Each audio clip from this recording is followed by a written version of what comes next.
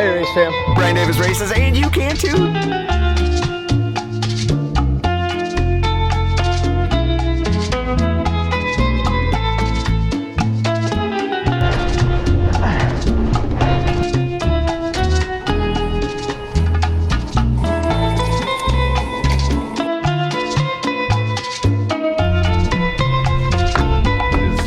-8 degrees.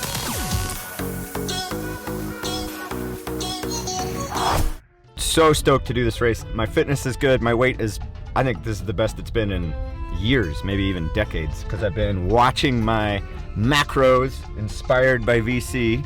Speaking of VC, I will be seeing him at this race, so excited to bang handlebars with VC again and for a minute until he leaves me in the dust. Anyway, I'm stoked. All right. 4 hours. Let's ride cars. We made it 4 hours later. I am in New Richmond, Wisconsin. It is still bright enough that a guy could technically go out for a ride, but I don't think I'm going to do that. I think I'm just going to catch some rest. I'm going to edit a video and have a banana. Yeah, big plans tonight.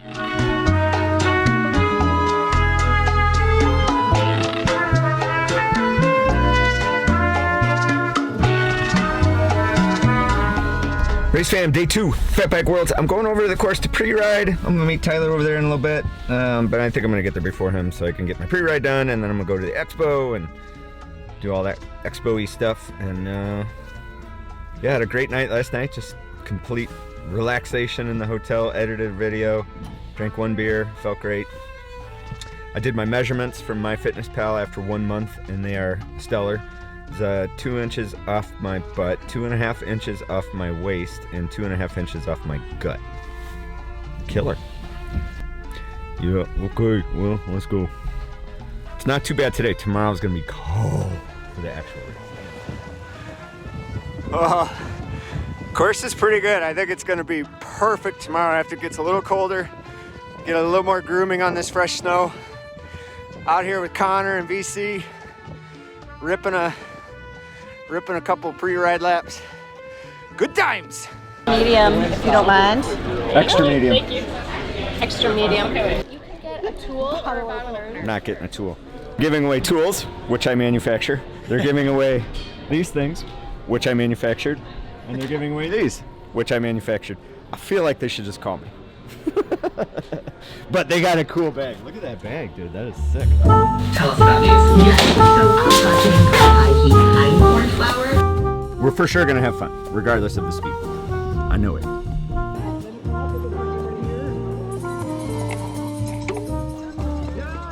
And let's get racing. Here we are at the start line at Fatbike Worlds, and I am very excited to walk you through this race. It was a really good race for me because I've been watching my diet. Like I said, that MyFitnessPal thing has been working out, watching macros, and it's really made a big difference in terms of my power, how long I can stay, and probably more important than anything else is my confidence level going into a race. So there's a little warm-up lap, circle to nowhere. So we just did that neutral rollout. Now the snow machine gets out of the way and we are off racing. So I'm a little concerned in the beginning of this race because I'm back further than I would like to be. But there doesn't seem to be any gaps forming in the early running of the race here, so we're just getting into this off-camber downhill, and this is kind of a critical part of the race that's going to come up later. But for now, we're all going to stick together. We're going to go across this bridge, and we're going 1-2 with the elite women left before the men's field by 5 minutes, and then the plan was that they would get back across the bridge when we came, which almost worked flawlessly, but I think we arrived maybe 4 seconds before we should have, so that's how close it was. So anyway, we single up here, and the ladies are coming across on the other side. All good. And now we're going to enter into the first real third of the course, is on sort of this side of the golf course. And I am, again, I'm feeling pretty comfortable. We're in this pack. I'm not extending myself too badly at this point because of the pack dynamics. Get a little single track, get a little spread out here, and we're going to go back across the bridge. And this is where things are going to get interesting. There's a little bit of a climb coming up here shortly that's going to start to hurt a little bit. So there is no major climb in this course. And I gotta say, the course came together beautifully. The day before it was a little soft, but it still wasn't bad, totally raceable. And then overnight it got real cold, and so that really firmed up the course, made for really fast racing conditions. I did learn some things from the guys out there in this area. They are very active in fat bike racing, and their advice was Jumbo Jim tires have the lowest rolling resistance and are perfect for a course like this. I am on 45 North Dillingers with studs, so probably not perfect, but you can see the guy ahead of me, I'm quite sure, had Jumbo Jim. So that's the price you pay for the low rolling resistance, is you definitely lose some grip. So depending on your handling skills, you might be able to overcome that and enjoy the faster rolling resistance, or less rolling resistance, to have a faster tire. All right, so we're going to creep up here on VC. He led out the race for the first third of the course, and then now he's slipped back by me. I don't think he's going to like seeing my big fat orange helmet, so he's going to get fired up here. He's going to see that, be like, oh, I'm in the wrong spot. I'm sure he has no idea that he's on the tail end, the caboose end of this train, but he's going to course correct that problem real soon, and he's going to get into the move ultimately that goes up the road. So Tyler is super impressive for having really never ridden a fat tire bike before. His adventure in Yellowstone seems to have paid off. This bike was set up much quicker than his Yellowstone race rig, or touring rig. This was a race rig, so better tires, better wheels, no packs, none of that stuff. So he felt like he was on a road bike after switching all that stuff out. So he did really well. And then for me, I'm just going to battle and hang on as long as I can. I certainly don't have 5 watts per kilogram type fitness. I'm touching 4 with my new weight loss, so that's awesome. I'm super excited about that, but I know I have to measure my efforts a bit. So this is the part where things are going to start to come unraveled with the first part of this race, and then I'll walk you through kind of the next steps of the race. But I think what's interesting is, like, mentally, as my fitness is changing, as my strength is improving, as my just confidence level on the bike is getting better. I know it's silly to say, I've been racing bikes 20 years, but I've got to say this macro thing has really changed my entire perspective, like, dramatically. So it's a lot of work. It's a lot of mental effort. Actually, I don't want to say it's a lot of work, actually. It's just some amount of mental effort every day to keep track of that thing. And even if you go over and you know you're over, still put it in, because you'll find it more motivating the next day. That's what I've discovered. So here's where I start to come unhitched from the lead group. You can see there's maybe like 18, 20 people ahead of me. Maybe, yeah, I'm going to say 18, 20 people. That train goes on pretty long. And then I am unhitching from the back. So that's going to do it for my lead group, Dreams. And you can see right before that started to happen, there started to be some gaps within that train. So the inevitable was going to take place. This gentleman comes back around me after I passed him a minute ago, and he says, "It's a long race, man." I'm like, "Oh, I hear you there, brother." So I'm going to have to take a minute or two to bring my heart rate back down. I was overgassed. You can see a minute ago I was at 160 beats per minute, which for me is a ton. So I got to bring that down. If I'm going to be on the bike for another hour and 20 minutes, I cannot afford to be doing this. So my race time was like an hour and 40 minutes total. I think it was 1:38. I don't know, something like that. Now just coming around the first lap, and this is where I'm off on my own in no man's land for a while. And this might be a tip if you're watching. In this type of course, keep your head on a swivel, look around for opportunities. So here's an opportunity forming behind me. There's 4 or 5 guys back there, and they're charging, they're catching me. I mean, what's the point of me staying in the middle of in no man's land? I can't hold them off for another hour. I may as well just slow down, recover, get on the back of this train, and rest for a good long while, and then see how things develop. And you can see that's exactly what I'm doing, and exactly a smart idea, right? Because I'm bringing my heart rate down to 149, maybe even lower, and I get a big fat rest here. So I'm on with these guys for a long time, and it took me a long time to feel recovered enough to go up there and give it a yank. But eventually I do work my way up to the front. There's this gentleman here in the orange. He's like 3rd rider now, 4th rider. And he has, I suspect he had Jumbo Jims, and they cost him. He is super strong, and when he would go up and pull, it hurt. It really, really hurt. So ultimately, things do not end well for our friend in orange, but that's all right. So now, let's see. Here's where I'm going to go up and actually take a pull. We got a nice group. We're all working together. We're all having fun. I mean, nobody's, like being nasty. 144 heart rate, that's perfect. Now I'm ready to go. So a lot of aero, puppy paws. Sorry, UCI, you're not in play here at this race. So I could get down. There was another guy that went by. I think that's him up there, and he was like full on aero like the whole race. It was really impressive how he could hold that through these conditions and do that. So race temperature is like 3 degrees, 6 degrees, somewhere in there. So you know, any breathing you're doing is going to form icicles, as you'll see at the end of the race. So I had a balaclava, a weather neck on my neck, and I just pulled it down, and it didn't bother me at all, so it just stayed there. But that kind of stuff freezes and gets hard as a rock after a while. Probably in the end should have taken it off. And then I also struggled. This is the first time I ever raced with goggles, so that was a new experience.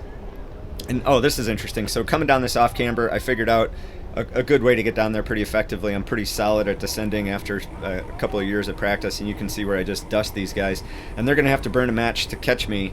And I wasn't trying to like use this as a moment. I just wanted to cruise down this thing at my own speed. Sorry, buddy. He fell down. Hope he's okay. I heard that one was actually pretty sounded rough, but I think everybody was okay. There's only one ambulance ride I think today, and that was somebody had hypothermia. Connor's father had hypothermia, unfortunately, but he recovered well and raced amazingly on Sunday. So there you go. The Burton family coming in strong. All right, so now I'm back in front, and I'm pulling guys. There's our friend in orange. He overcooked these kind of loopy turns. He did it twice, and he was pulling away. I was not going to catch him. I'd already given up. I'm like, well, forget it. And then it was like maybe 30 seconds after I kind of let it go, he messed up one of those turns or two of those turns, and I was able to get back in front and stay in front. So good for me. And maybe those studs or the confidence in those studs paid off. I'm running 8.5 rear, I want to say, and 9.5 front. So pretty significant amounts of. It might have been 7.5 and 8. I don't know, somewhere in there. And but pretty high because it's so cold. The snow is not going to collapse down. So there's my friend Sean wearing HollowSocks.com.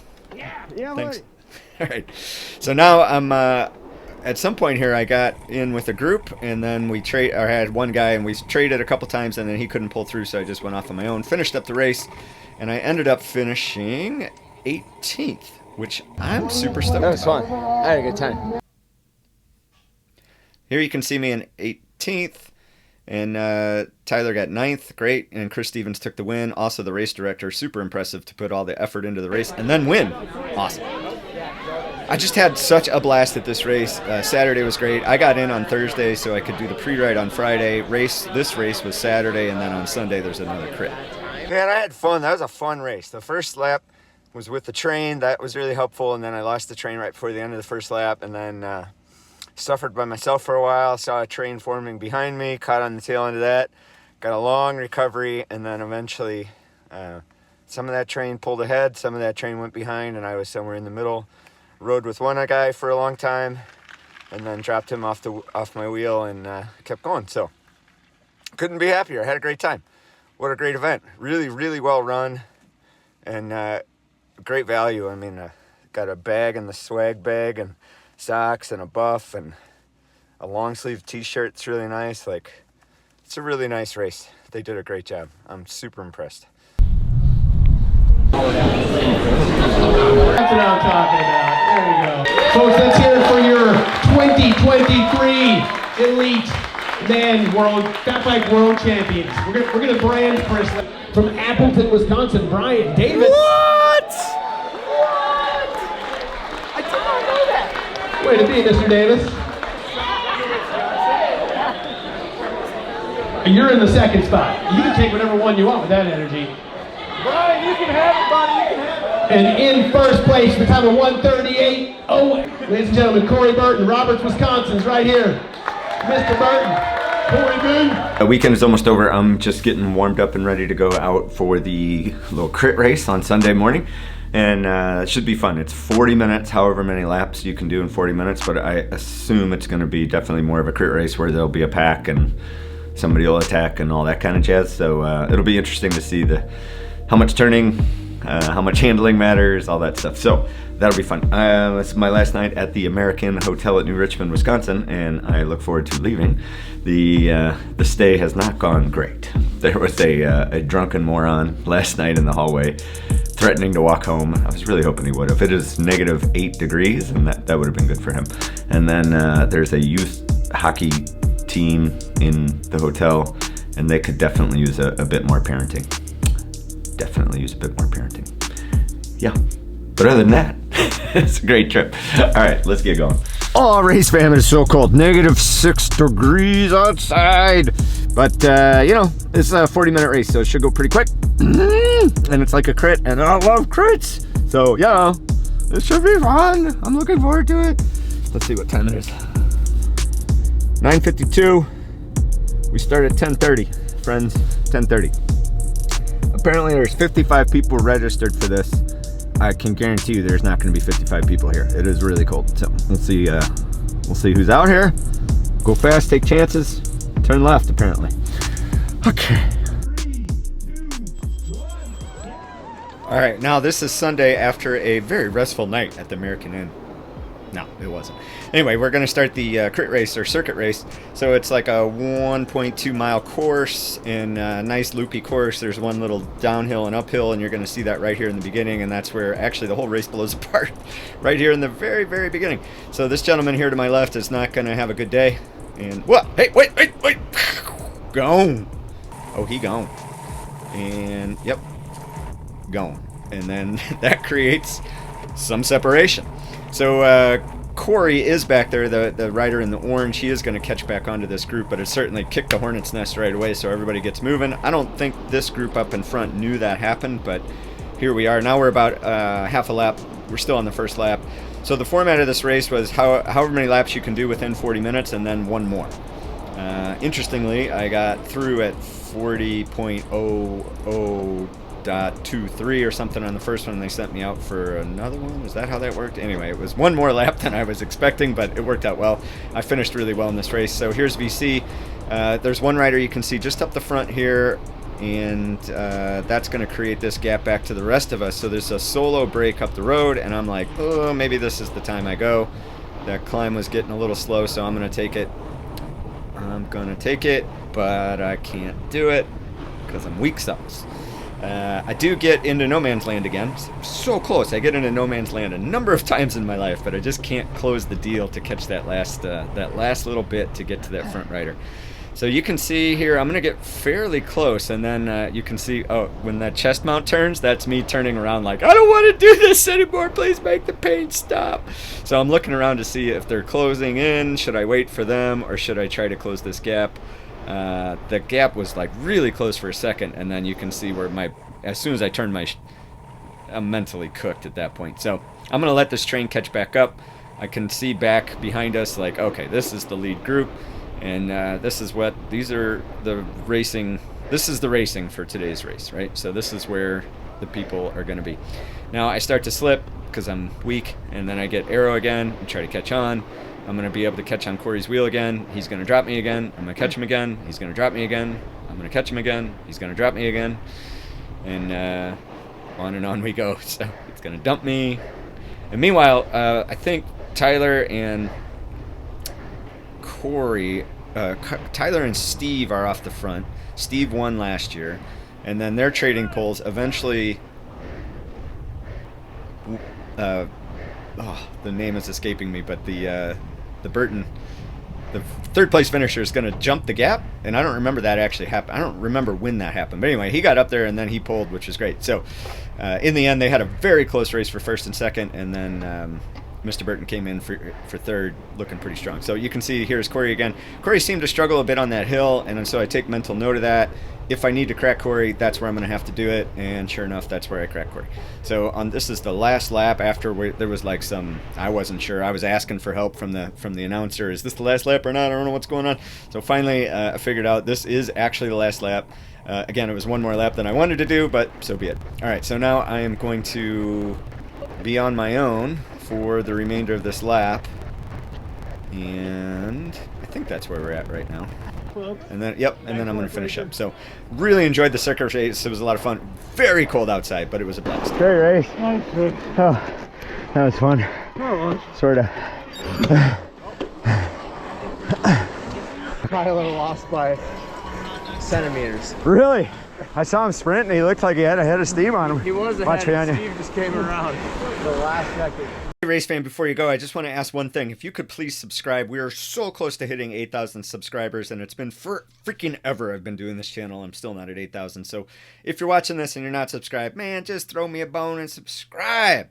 Hit that button. Okay, thanks. Bye. And buy some socks. Hollowsocks.com. Thanks. Or some tools. Fixsticks.com. Or a bottle. Backbottle.com. Buy all that stuff.